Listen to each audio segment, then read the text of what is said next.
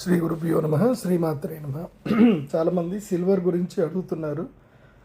మీ అందరికీ కరెక్ట్గా అప్డేట్ ఇస్తాను. సిల్వర్ ఏంటంటే కనుక చాలామంది ఇది జనవరి 30వ తారీఖు రోజున మోసపోయారు. ఏంటి 300 రూపాయలకు పడిపోయింది. ఆ రోజు 354 అంటే 3,54,000 4 లక్షల దాకా ఉండేది 3 లక్షల దాకా పడిపోయింది. ఇంక ఇంతకన్నా పడదు అనుకొని చాలామంది కొన్నారు. తీరా కొన్నాక ఏమైంది అని అంటే అది 2 లక్షల వరకు పడిపోయింది నెక్స్ట్ 2 డేస్లో. అందరూ ఇంకెప్పుడు పెరుగుతుందా అని ఆతృతలో ఉన్నారు. ఎస్, టైం వచ్చింది. సిల్వర్ రేట్ అయితే పెరుగుతుంది. తొందరపడి లాస్ట్లో అమ్ముకోకండి, ఇంకా ఓపిక పట్టండి. ఈ 15 రోజుల్లో సిల్వర్ అయితే కనుక హయ్యెస్ట్ ప్రైస్ హిట్ అవుతుంది. మళ్ళీ $120 అయితే వచ్చే అవకాశాలు అయితే కనిపిస్తున్నాయి. బట్ ఇన్స్టెంట్లీ ప్రాఫిట్ బుక్ చేసేసుకొని ఎగ్జిట్ అయిపోండి. అంటే మీరు ఏదైతే కొన్న ప్రైస్కి దాటి ₹1 వచ్చినా లేదంటే లాభం రాకపోయినా కానీ బయటకు వచ్చేయండి. ఎందుకోసమంటే లాంగ్ టర్మ్లో కనుక చూస్తే సిల్వరు హై ప్రైస్లో ఇప్పుడు ట్రేడ్ అవుతుంది. సిల్వర్ యొక్క యాక్చువల్లీ ప్రైస్ వాల్యూ వచ్చేసి $70 నుంచి $75 మధ్యనే ఉంది.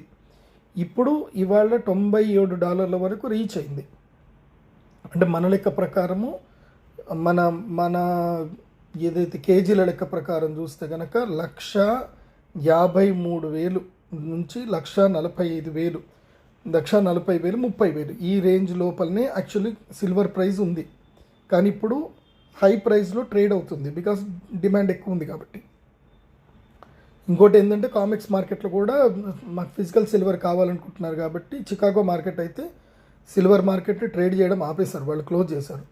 సో ఇప్పుడు ప్రైస్ అయితే కనుక మళ్ళీ 4 లక్షల వరకు, అంటే జనవరి మంత్లో ఏదైతే 1వ తారీఖు నుంచి 30వ తారీఖు వరకు ఏదైతే 29వ వరకు ఏదైతే జరిగిందో మళ్ళీ అదే రిపీట్ అయ్యే అవకాశాలు అయితే కనిపిస్తున్నాయి.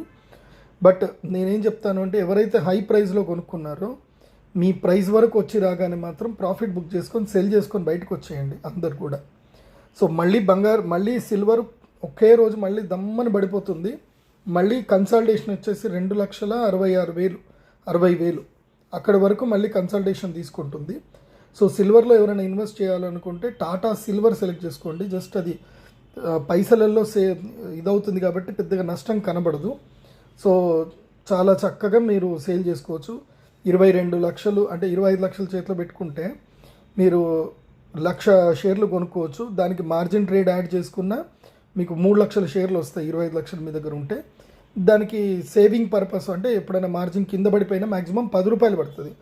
అంటే ఒక 15 లక్షలు మీరు పక్కన పెట్టుకుంటే కనుక మీరు 25 లక్షలతో 3 లక్షల షేర్లు కొనుక్కొని ముందుకెళ్ళవచ్చు. కాకపోతే జాగ్రత్తగా మీరు రీసెర్చ్ చేసుకోండి.